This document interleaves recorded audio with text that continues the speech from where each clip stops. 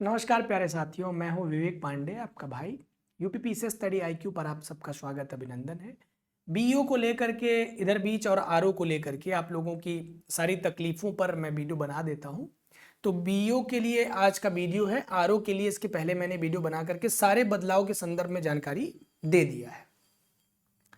BEO 2026 का notification सुनने में तो पिछले 1-1.5-2 सालों से आ रहा है, लेकिन कार्मिक विभाग ने इसके लिए जो सुझाव दिए, जो पत्र भेजा, वो ये था कि नई नियमावली तैयार करिए, क्योंकि पिछली नियमावलियों में इतना कोर्ट कचहरी हो चुकी है कि अब उस नियमावली के आधार पर दोबारा ये दांवपेच खेल पाना संभव नहीं है। तो नई नियमावली बनने के संदर्भ में और आगे की पूरी प्रक्रिया के संदर्भ में आपको बात करूंगा। कितने पद आपको देखने को मिलेंगे, इसके पाठ्यक्रम में क्या बदलाव है, अगर बदलाव है तो क्या है, नहीं है तो पहले का पाठ्यक्रम क्या था, जो लोग नहीं जानते वो देख लेंगे।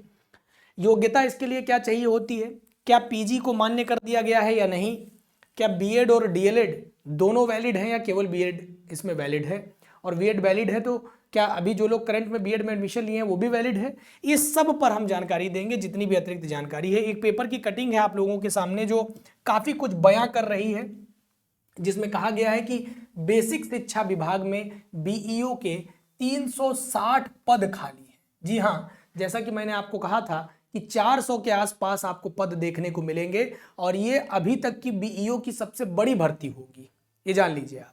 तो 360 पद खाली होने की बात कही गई है, और बेसिक शिक्षा विभाग खंड शिक्षा अधिकारियों की कमी से जूझ रहा है। प्रदेश के 75 जिलों में 1031 खंड शिक्षा अधिकारी यानी बीईओ होने चाहिए थे, लेकिन वर्तमान में केवल 672 बीईओ तैनात हैं। इस प्रकार अगर देखें तो प्रदेश भर में 360 बीईओ के पद खाली पड़े हुए हैं, और इसकी तैनाती जो है वो विकास खंड स्तर पर शासन की ओर से की जाती है। शासन इसका पत्र भेजता है और इसी के संदर्भ में जो है अध्याचन जारी किया जाता है। उसी अध्याचन पर आयोग जो है संक्षिप्त विज्ञापन जारी करके नोटिफिकेशन जारी करता है। प्रोन्नति के बाद हाल ही में राज्य शैक्षिक अनुसंधान और प्रशिक्षण परिषद यानी एससीईआरटी ने शासन को एक प्रस्ताव भेजा है, जिसमें शासन ने कहा है आंशिक संशोधन के साथ पुरानी नियमावली पर ही भर्ती के लिए सहमति दे दिया है। मतलब नई नियमावली बनाने के चक्कर में जो पड़े हुए थे, और जब नहीं बन पाया, नहीं बहुत विशेष परिवर्तन हुआ, तो जिन जिन मामलों पर कोर्ट कचहरी चल रही थी उसमें कुछ आंशिक परिवर्तन कर दिए गए हैं। मैं अभी आपको बता देता हूं कि क्या आंशिक परिवर्तन किए गए हैं, और आंशिक रूप से मतलब थोड़े बहुत 2-3 चेंजेस करके मोटे मोटे वही जो 2019 वाली नियमावली थी उसी नियमावली पर फिर से अब ये जो है पूरा का पूरा नोटिफिकेशन जारी करेंगे। और अपर शिक्षा निदेशक बेसिक जो कि मनोज द्विवेदी जी हैं, उन्होंने बताया कि शासन के दिशा निर्देशों का इंतजार है। उम्मीद है कि जुलाई के अंतिम सप्ताह तक शासन निदेशालय को मार्गदर्शन संबंधी दिशा निर्देश भेज देगा। मैंने कहा था ना कि आरओ बीओ दोनों लगभग साथ में आएगी। 15 अगस्त का इंतजार कर लीजिए, 15 अगस्त के बाद ये दोनों भर्तियां आपको देखने को मिलेंगी। नियुक्ति जो है वो लोक सेवा आयोग की पीसीएस परीक्षा से उत्तीर्ण अभ्यर्थियों के मेरिट के आधार पर होती है। अब कौन सी मेरिट, तो प्रदेश के 75 जिलों में 1031 होने चाहिए थे, लेकिन है नहीं, तो 350 पद खाली हैं। तो अब कहा जा रहा है कि जो शासन की ओर से नियुक्ति की जाती थी वो नियुक्ति लोक सेवा आयोग की पीसीएस परीक्षा के उत्तीर्ण अभ्यर्थियों के आधार पर होती थी, लेकिन विभागीय सूत्रों के अनुसार जून 2026 में 837 बीईओ तैनात थे। अब इसमें 165 बेसिक शिक्षा अधिकारी के समकक्ष अधिकारी थे। अब प्रोन्नति के बाद डायट में तैनात हो गए हैं, और बीओ की कमी जो है वो लंबे समय से बनी हुई है। 2025 में अगर देखें तो बेसिक शिक्षा निदेशालय ने उत्तर प्रदेश लोक सेवा आयोग के अध्याचन भेजे थे, लेकिन आयोग ने समकक्षता विवाद के कारण अध्याचन वापस दे दिया। ये जो समकक्षता विवाद था ये क्या था, जो कहा गया था कि बीएड अथवा समकक्ष डिग्री, ये वाला मामला जो चल रहा था कि बीएड अथवा समकक्ष डिग्री जो चलाया गया था मामला, इस समकक्षता विवाद को कोर्ट में चुनौती दी गई, और अब कोर्ट ने यह सुझाव दिया था, यह आदेश दिया था कि समकक्ष शब्द को इस नियमावली से हटा दीजिए, यानी कि अब केवल वही विद्यार्थी, वही अभ्यर्थी इसमें अर्ह माने जाएंगे जिन्होंने बीएड किया हुआ है और बीएड कंप्लीट कर लिया है। इस पूरी बात का मैं आपको एकदम मर्म समझा देता हूं कि लगभग 400 पदों के लिए आपको विज्ञप्ति देखने को मिल सकती है। लगभग 400 पद, ये मैक्सिमम होंगे, इससे ज्यादा नहीं आएगा, और मिनिमम 300 पदों के लिए तो विज्ञप्ति जारी होंगे ही होंगे, अगर कटौती भी की गई, कुछ किया भी गया तो। अब आप कहेंगे कि सर क्या जितना 360 पद खाली है क्या पूरा का पूरा परीक्षा से ही भरवा लेंगे क्या? जी हाँ, ये भी एक प्रपत्र जारी हो चुका है शासन से कि अब सीधी भर्ती के आधार पर ही 100% पद भरे जाएंगे। पहले क्या होता था, 80-20 का रेशियो चलता था, यानी कि 80% पद सीधी भर्ती से 20% प्रोन्नति से भरे जाते थे। लेकिन अब यह कह दिया गया है कि अब पूरे के पूरे पद आपके प्रोन्नति से न भर के पूरे 100% जो पोस्ट होंगी वो केवल और केवल सीधी भर्ती यानी परीक्षा और इंटरव्यू के आधार पर ही कराई जाएंगी। ठीक है, अब इसमें क्या और परिवर्तन देखने को मिला है सर? तो इसमें देखिए एक नया परिवर्तन ये देखने को मिला है कि समकक्ष शब्द हटा दिया गया है। और समकक्ष शब्द हटाने से क्या हुआ कि कोई भी स्नातक यानी ग्रेजुएट युवा जिसने बीएड कंप्लीट कर रखा है मेरे दोस्त, जी हाँ, कोई भी स्नातक वह युवा जिसने बीएड कंप्लीट कर रखा है वो विद्यार्थी इस परीक्षा के लिए आर्य माने जाएंगे। वही अभ्यर्थी इस परीक्षा में बैठेंगे जिन्होंने स्नातक यानी कोई भी ग्रेजुएट हो, यानी बीए किया हो तब भी, बीटेक किया हो तब भी, बीएससी किया हो तब भी, बीकॉम किया हो तब भी, बी आर्क किया हो तब भी, यानी कोई भी ग्रेजुएट डिग्री, कोई भी स्नातक डिग्री आपने ली हो और साथ में बीएड कंप्लीट कर रखा हो। ध्यान सुनिएगा, जुलाई 2026 तक आपका बीएड यदि कंप्लीट है तो आप इस भर्ती परीक्षा के लिए अर्ह माने जाएंगे। कंप्लीट का मतलब ये होता है कि परीक्षा का फॉर्म भरे जाने से पूर्व आपकी पास होने की मार्कशीट जारी हो जानी चाहिए। यदि पास होने की मार्कशीट जारी नहीं हुई है तो आप इस भर्ती परीक्षा के लिए अर्ह नहीं माने जाएंगे। और अभी मैंने एक सवाल आपसे कहा था कि जो विद्यार्थी अभी जुलाई में बीएड एनरोलमेंट किए हैं क्या ये वैलिड है? बिल्कुल नहीं। हमने फिर से मैं बता दूं कि बीएड ही वैलिड है। यहाँ पर डीएलएड और इसी को पहले बीटीसी कहा जाता था, ये वैलिड नहीं है। एनटीटी का कोई भी कोर्स वैलिड नहीं है, यानी कि केवल और केवल बीएड को ही मान्य किया गया है, बीएड को ही वैलिड माना गया है समकक्षता विवाद समाप्त होने के बाद से। यानी स्नातक और कंप्लीट यानी कि पास हो जाएं आप, आपके पास रिजल्ट आ जाए तो ऐसी दशा में आप इस परीक्षा का हिस्सा बन पाएंगे। और अब बात आती है सर, जो हमने आज के लिए बात कहा था कितने पद का जवाब आपको मिल गया, 360 प्लस पोस्ट आपके पास है। योग्यता का जवाब मिल गया कि स्नातक होने के साथ साथ अगर आप बीएड हैं तो आप इस परीक्षा में वैलिड हैं। नया पाठ्यक्रम और अन्य जानकारी मैंने आपको क्या दी कि भैया 15 अगस्त के इर्द गिर्द इसका नोटिफिकेशन जारी हो सकता है। इसकी परीक्षा दिसंबर के अंत में अथवा जनवरी में जब नया कैलेंडर जारी होगा तो वहां पर आप देखिएगा फेब के अंत या मार्च में इसकी परीक्षा कराई जाएगी। 2027 फरवरी के अंत अथवा मार्च में, यानी तैयारी के लिए आपके पास 6 महीने का वक्त होगा, अच्छा खासा वक्त होगा। अगर दिसंबर में भी करा लेंगे तो 5 महीने होंगे। क्या 5 महीने में इस सिलेबस को कंप्लीट किया जा सकता है? जी हाँ, इस सिलेबस को कंप्लीट किया जा सकता है। पहले आप एक बार सिलेबस देख लीजिए कि सिलेबस है क्या। हाँ, एक बात और, क्या पीजी वैलिड है सर? नहीं, इसका पीजी से कोई लेना देना नहीं है। कई बार पत्र प्रपत्रों में और अखबारों में यह स्नाकोत्तर शब्द लिख करके छाप दिया गया है, जो कि एक प्रकार की त्रुटि है। अगर आप वास्तविक 2019 का नोटिफिकेशन देखेंगे तो उसमें स्नातक और बीएड अथवा समकक्ष डिग्री योग्यता के रूप में ली गई थी, जिसमें से समकक्ष शब्द हटाने के बाद स्नातक और बीएड ही मान्य किया गया है।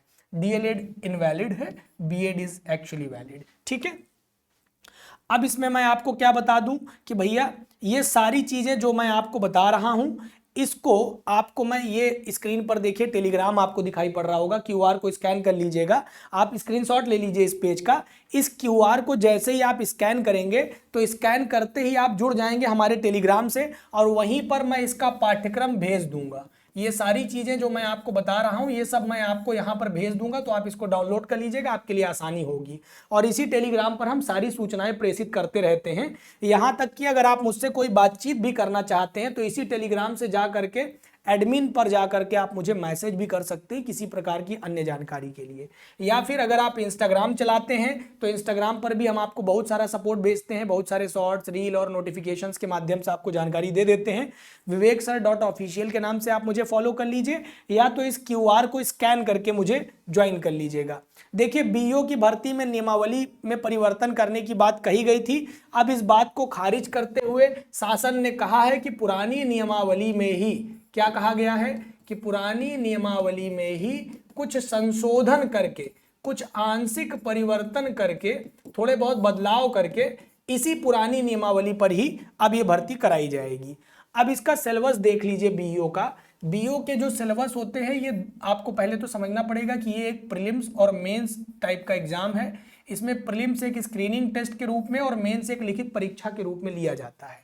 मेंस जो होता है वो पूर्णतः लिखित परीक्षा है, इसमें MCQ type of question answer नहीं होते, ये पूरी तरह से एक लिखित परीक्षा है।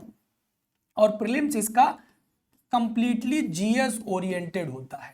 तो आप देख लीजिए, आपका 120 नंबर का प्रीलिम्स का एग्जाम होता है, जिसके लिए आपको 300 नंबर दिए जाते हैं। 300 नंबर का आपका पेपर होता है। हाईएस्ट मार्क्स लाने वाले विद्यार्थियों को टॉप मेरिट का हिस्सा बनाया जाता है और टॉप मेरिट के 15 गुना विद्यार्थियों को मुख्य परीक्षा दिलाई जाती है। आप अगर देखेंगे तो खंड शिक्षा अधिकारी के पद पर चयन के लिए प्रारंभिक परीक्षा में सामान्य अध्ययन, जो कि MCQ type of question answers होंगे, ये प्रश्न पत्र होगा। प्रश्नों की संख्या 120 होगी और 300 नंबर का पेपर होगा, जिसके लिए आपको 2 घंटे का समय दिया जाएगा। क्या पूछा जाएगा? जनरल साइंस पूछी जाएगी, इंडियन हिस्ट्री पूछा जाएगा, इंटरनेशनल मूवमेंट्स पूछे जाएंगे, भारतीय राज्य तंत्र और अर्थव्यवस्था और संस्कृति पर सवाल होंगे, भारतीय कृषि, इंडियन एग्रीकल्चर, वाणिज्य और व्यापार पर होंगे, जनसंख्या, पारिस्थितिकी और नगरीकरण पर सवाल होंगे, और इंडियन ज्योग्राफी और वर्ल्ड ज्योग्राफी पर सवाल होंगे, और जो है एनवायरमेंट एंड क्लाइमेटोलॉजी पर भी क्वेश्चंस पूछे जाएंगे, और अधुनातन राष्ट्रीय और अंतर्राष्ट्रीय महत्वपूर्ण घटनाक्रम पर सवाल होंगे, सामान्य बौद्धिक और तार्किक क्षमता, थोड़े बहुत रीजनिंग के भी 5-7 क्वेश्चंस होते हैं। रीजनिंग और मैथ मिला करके 8 क्वेश्चन लगभग पिछली बार थे, तो वही 8 से 10 क्वेश्चन रीजनिंग और मैथ मिला करके देख लीजिए। अच्छा, कुछ बच्चे मैथ से बहुत डरते होंगे तो सोचेंगे यार 10 सवाल अगर मैथ रीजनिंग का होगा तो मेरा तो गया पेपर। ऐसा कुछ नहीं है, बहुत आसान है। क्लास में हम लोग पढ़ाते हैं, पूरी बैच है कंप्लीट, सब कुछ पढ़ा दिया जाएगा आपको, सब आसानी से आप कर ले जाएंगे। और मैथ कोई बहुत पूरी मैथ नहीं पढ़नी पड़ेगी, नंबर सिस्टम, परसेंटेज वगैरह देख लेंगे आप, चाल, समय, दूरी इत्यादि क्वेश्चन, बस इतना ही पूछा जाता है, अनुपात समानुपात, यही 2-3 चैप्टर केवल काम के हैं उसमें। यूपी स्पेसिफिक क्वेश्चंस होंगे, जैसे यूपी की शिक्षा, संस्कृति, एग्रीकल्चर कैसा है, व्यापार कैसा है, उद्योग कैसा है, रहन सहन कैसा है, सामाजिक प्रथाएं किस प्रकार की हैं, कौन सी जातियां जनजातियां वास करती हैं, और उससे रिलेटेड करंट अफेयर्स, ये सब पूछे जाते हैं।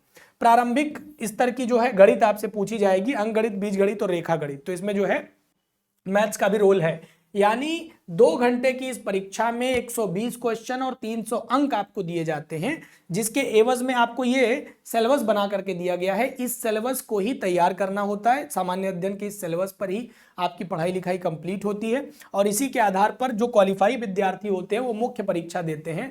मुख्य परीक्षा को अगर आप देखेंगे तो इसके 2 अनिवार्य प्रश्न पत्र बनाए गए हैं, यानी एक सामान्य अध्ययन जिसको हम जनरल साइंस का नाम देते हैं, एक का नाम है सामान्य अध्ययन जिसको हम जनरल साइंस का नाम देते हैं, जीएस जिसको आप लोग कहते हैं, और दूसरा होता है सामान्य हिंदी और निबंध का खंड।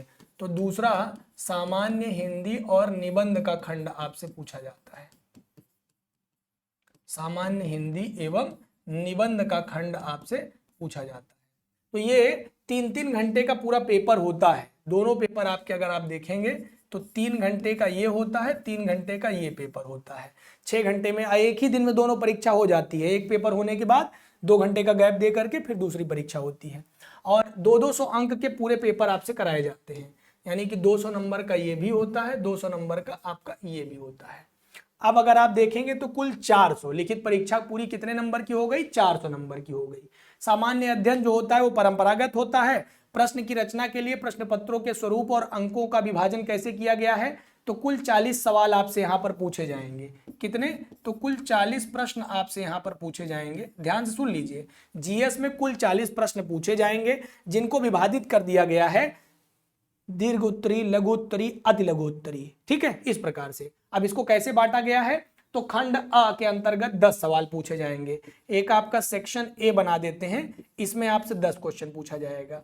एक आपका सेक्शन बी बना देते हैं, इसके अंतर्गत आपसे ये जो 10 सवाल होंगे सामान्य उत्तरी होंगे, इसमें 125 शब्दों में आपको आंसर करना होगा। ये जो 10 क्वेश्चन आपसे दिया गया है, यानी कि 40 सवाल पूछे जाएंगे, सभी प्रश्न अनिवार्य होंगे, प्रश्न खंडों में विभाजित होंगे। खंड आ के अंतर्गत 10 सवाल पूछे जाएंगे जो सामान्य उत्तरी होंगे, उत्तरों की शब्द सीमा 125 है, और फिर 10 सवाल पूछे जाएंगे और 10 अंक के प्रत्येक क्वेश्चन होंगे। ध्यान से सुनते चलिएगा, यानी कि 10 सवाल 10 अंक के एवज में आपसे पूछे जाएंगे, जो कि 125 शब्द में आपको इसका उत्तर करना होगा। फिर मैं जब सेक्शन बी की बात करता हूं तो यहां पर खंड ब के अंतर्गत भी 10 सवाल लघु उत्तरीय पूछे जाएंगे। सेक्शन बी में भी आपसे 10 प्रश्न पूछे जाएंगे जो कि लघु उत्तरीय प्रकृति के होंगे, है ना, लघु उत्तरीय प्रकृति के होंगे। और इसके लिए आपको 6 अंक मिलेंगे। इन 10 सवालों के लिए आपको कितने नंबर दिए जाएंगे? 10 छक्का 60, यानी 60 नंबर का सेक्शन बी हो गया। और इसके उत्तर की संख्या आपको 50 शब्दों में आपको इसका उत्तर करना पड़ेगा। लॉन्ग क्वेश्चन 125 शब्द में, शॉर्ट आपका 50 शब्द में, और एक वेरी शॉर्ट आ जाएगा जिसको कि सेक्शन सी के अंतर्गत आप लोग देख लीजिए। तो एक सेक्शन सी आप लोग देखेंगे। सेक्शन सी में क्या होगा?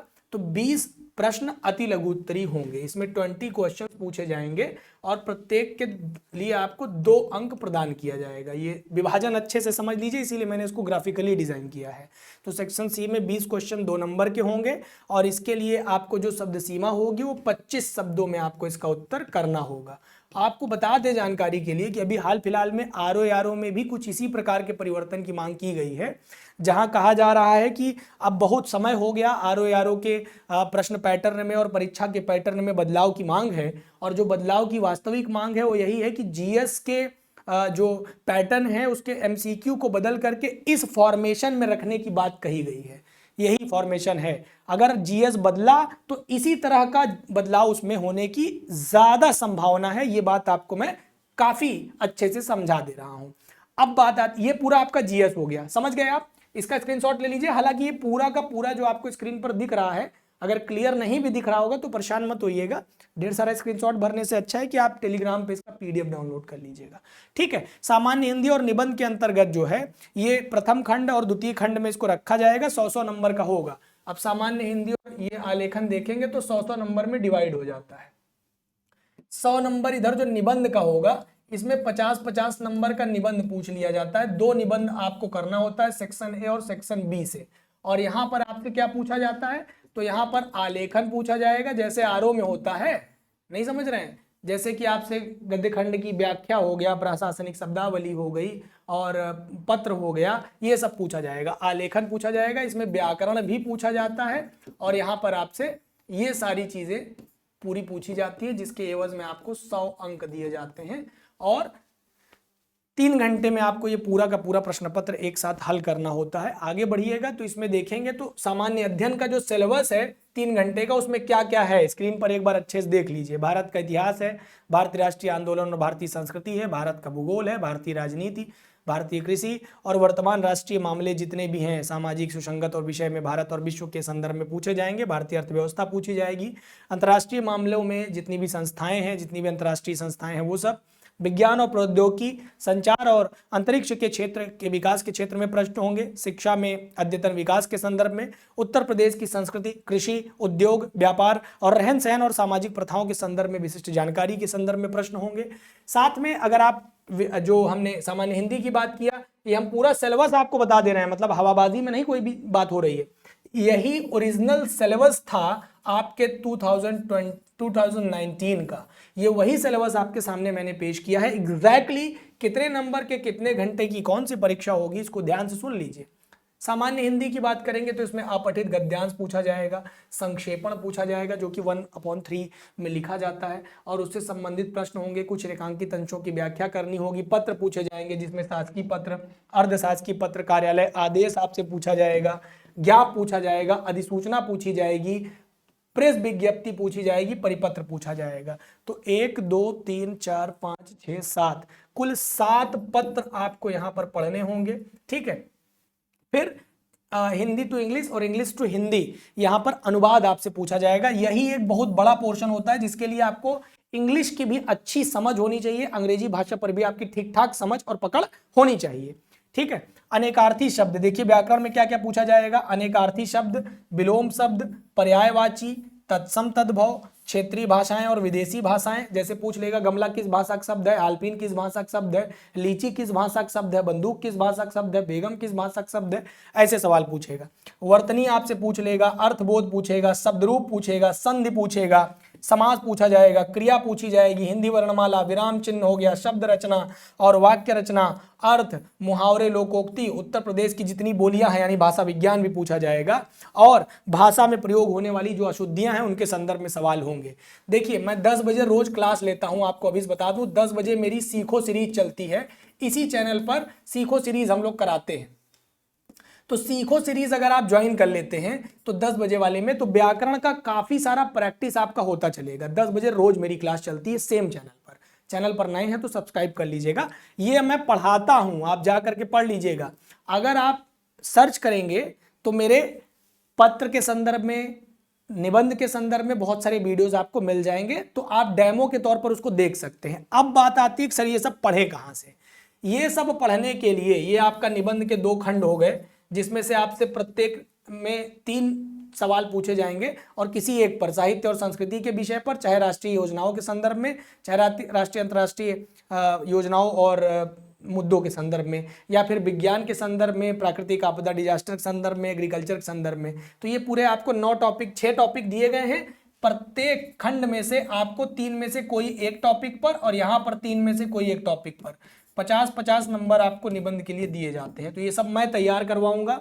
मेंस में आपका 200 नंबर मैं पढ़ाता हूं, आप मेरी वीडियोस बहुत सारी देख सकते हैं। और जीएस हमारी पूरी टीम पढ़ाती है, जिसमें आपको इमरान सर, विपुल सर, योगी सर और योगेंद्र सर जिनको आप जानते हैं, और सुमित सर, ये सारी पूरी की पूरी टीम हमारी बहुत शानदार जो टीम है रजत सर इकोनॉमिक्स के लिए, और भी बहुत सारी हमारे पास टीम है। ये पूरी टीम आपको ये सारी चीज़ें पढ़ाती हुई दिखेंगी। मैं फिर से कह रहा हूं कि आपको ये सारी चीज़ें मैं पीडीएफ के फॉर्मेट में उपलब्ध करा दूंगा। उसके लिए आप मुझे यहाँ पर टेलीग्राम पे ज्वाइन कर लीजिए या इंस्टाग्राम पर ज्वाइन कर लीजिए। अगर आपकी बीओ के संदर्भ में कोई दुविधा है, कोई प्रश्न है, तो मैं आपको वो चीज़ें यहाँ से क्लियर करके दे दूंगा। अब देखिए आपके पास क्या है, 2 चीज़ें हैं। अब हम आपको जो सलाह देंगे कि बीओ 2026 के लिए आप हमारी एक रिकॉर्डेड बैच, जी हाँ एक रिकॉर्डेड बैच है जो कि बहुत ही कम शुल्क में, हमने इसको रिकॉर्डेड फॉर्मेट में रखा हुआ है। ये हमारी बैच है, जस्ट अभी खत्म हुई है, अभी समाप्त हुई है ये बैच, जिसमें हमने प्रीलिम्स और मेंस, यानी कि ये फाउंडेशन बैच है, इसमें हमने प्रीलिम्स और मेंस दोनों पढ़ा रखा है। इसमें हमने प्रीलिम्स भी पढ़ाया है, इसमें हमने मेंस भी पढ़ाया है। आप जा करके देख लीजिए, बहुत शानदार बैच है। और महज मैं आपको बता दूं, अगर आप बीके लाइव कोड लगा करके इस बैच को प्राप्त करेंगे तो ये बैच आपको महज 4000 रुपए में प्राप्त हो जाएगी, जिसमें आपको प्रीलिम्स भी मिल जाएगा, मेंस भी मिल जाएगा। ये इतनी शानदार बैच है। और अगर आप बैच लेना चाहते हैं तो मेरा नंबर है 94 51 17 82 76। इस नंबर पर आप एक बार व्हाट्सएप कर दीजिए कि आपका फला नाम है और आप बैच लेना चाहते हैं। बैच के बारे में लिख दीजिए कि सर मुझे बीओ का फाउंडेशन बैच चाहिए, तो मैं आपको सीधा एक लिंक भेजूंगा, वहां से जाकर के आप बैच परचेज कर लीजिएगा। या तो फिर कोई दुविधा होगी तो आपको हम अपनी टीम से कनेक्ट करा देंगे, या फिर आप सीधा मेरी टीम को कॉल कर लीजिए। मेरी टीम का नंबर है 9289996923। ध्यान से सुन लीजिए, ये नंबर मेरी टीम का नंबर है। अब ये नंबर के साथ क्या करना है आपको, आप तुरंत बताइए कि हमने विवेक पांडे सर की एक क्लास देखी है। भाई ध्यान से सुनिए, उनको बताइए कि हमने विवेक पांडे सर की एक क्लास देखी है बीओ की, हमको बीओ का बैच चाहिए, और बीके लाइव कोड लगा करके आपको बैच प्रदान करवाया जाएगा। आप बोल दीजिएगा सर बीके लाइव कोड लगा करके मुझे बैच प्रदान कर दीजिए, विवेक सर की क्लास देख के आए हैं। तो मेरी टीम जैसे ही आप मेरा नाम बताएंगे आपको प्रॉपर गाइड करेगी, बैच के बारे में बताएगी, और साथ ही अगर इसमें किसी प्रकार के डिस्काउंट की दरकार होगी तो जो भी मदद कर पाएंगे करेंगे। हालांकि ये बैच है 7000 रुपए की, परंतु आपको ये ऑफर प्रदान किया जा रहा है कि आप बीके लाइव कोड लगा करके 4000 रुपए में ये बैच प्राप्त कर सकते हैं, महज 4000 रुपए में, जिसमें प्रीलिम्स और मेंस प्रॉपर पढ़ाया गया है बीओ की बैच में। अब ये बैच अगर आप डायरेक्ट खरीदना चाहते हैं तो कैसे खरीदेंगे, है ना। अब अगर आप ये बैच डायरेक्ट खरीदना चाहते हैं तो कैसे खरीदेंगे, देखिए एक तो 2 जगह मैंने आपको बता दी, एक जगह मैं और बता रहा हूं, यहां पर आप मुझे ज्वाइन कर लीजिए। ये हमारा व्हाट्सएप चैनल है, आप व्हाट्सएप तो चलाते ही होंगे, तो व्हाट्सएप चैनल है, इसको एक बार स्क्रीनशॉट ले लीजिए। ये हमारा व्हाट्सएप चैनल है, स्क्रीनशॉट लेकर के इस चैनल पर आप मुझे ज्वाइन कर लीजिए, तो यहां से भी आप मुझे मैसेज कर सकते हैं डायरेक्टली, ठीक है। अब देखिए बैच कैसे प्राप्त करना है। बैच प्राप्त करने के लिए गूगल पर जाइए और गूगल पर जा करके लिखिए स्टडी आईक्यू, एक एक स्टेप देख लीजिए। स्टडी आईक्यू, ये बेस्ट ऑनलाइन कोर्स वाला जो लिंक है इसको ओपन कर लीजिए। कुछ इस तरह का इंटरफेस खुलेगा, तो यहाँ स्टेट पीएससी में जाइएगा, उत्तर प्रदेश में जाइएगा। उत्तर प्रदेश में जाइएगा, या तो कुछ मत करिए, एक्सप्लोर पे जाइए, BEO लिख दीजिए, BEO फाउंडेशन बैच आ गया ना, क्लिक करिए। ये हमारा BEO का बैच है जो आपको इस समय स्क्रीन पर दिखाई पड़ रहा है। इस बैच में 18 महीने की वैलिडिटी दी गई है, यानी कि 1.5 साल तक आपके पास ये कोर्स रहेगा। ठीक है, 1.5 साल तक आपके पास ये कोर्स रहेगा। कोर्स में क्या क्या मिलेगा, तो 500 घंटे की क्लासेस हैं, ये लाइव और रिकॉर्डेड दोनों फॉर्मेट में है। क्रक्स आपको मिलेंगे, सारी नोट्स आपको वहीं पर एप्लीकेशन पर मिल जाएंगी, सारे रिसोर्स आप डाउनलोड कर सकते हैं, प्रिंट कर सकते हैं। आपको मंथली करंट अफेयर का सेशन भी उसमें कराया गया है, और सेक्शनल टेस्ट भी इसमें करवाए गए हैं, सेक्शन वाइज टेस्ट कराए गए हैं, प्लस इसमें जो है फुल लेंथ टेस्ट भी करवाया गया है। तो टेस्ट सीरीज भी अलग से लेने की जरूरत नहीं, हमने टेस्ट करवा रखा है।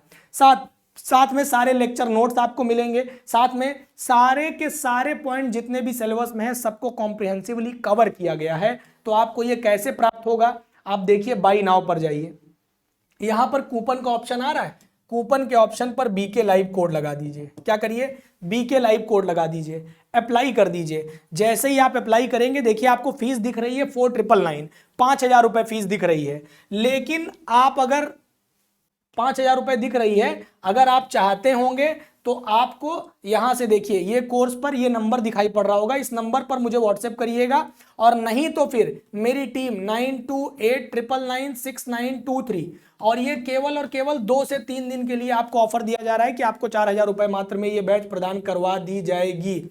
और ये कैसे प्रदान करवाई जाएगी, तो मेरी टीम को एक सिंगल कॉल करिएगा, उनको मेरा नाम बताइएगा, और आपको ये बैच दे दी जाएगी। केवल 3 दिन के लिए ये ऑफर है, नहीं तो ये बैच 5,000 रुपए में ही आपको मिलेगी। ठीक है, और BK लाइव कोड लगा दीजिएगा, या तो ये नंबर मेरा खुद का पर्सनल नंबर है, इस पर आप एक व्हाट्सएप डालिएगा, जो भी मदद हो पाएगी अवश्य की जाएगी। ठीक है, तो इस प्रकार से आप ये बैच प्राप्त कर सकते हैं। फिर भी अगर कोई बात मुझसे छूट गई हो तो आप मुझे कमेंट बॉक्स में कमेंट कर दीजिएगा, हम उस पर एक दूसरी वीडियो बना देंगे। BO और RO दोनों आपके सर पे है, मेहनत करिए और यकीन मानिए कि इस बार लोक सेवा आयोग बड़ी भर्ती कर रहा है, आप जरूर चयनित हो सकते हैं। नमस्कार, धन्यवाद।